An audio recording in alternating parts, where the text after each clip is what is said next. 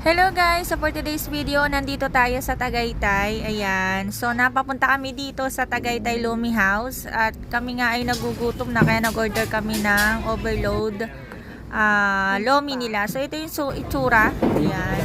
Actually, inano ko to, tinikman ko siya. Pasado naman siya sa aking panlasa. So sino sa inyo ang nakarating na dito at nakakain na dito?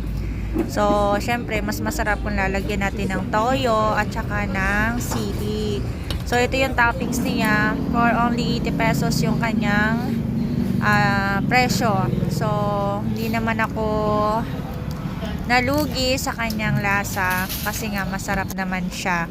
So, kung sino man sa inyo nakarating na dito sa Tagaytay Lomi House ay ayan. So, alam nyo na kung anong ibig sabihin. Pag naubo, syempre masarap. At syempre hindi tayo papahuli, di ba? So magdidikit tayo ngayon na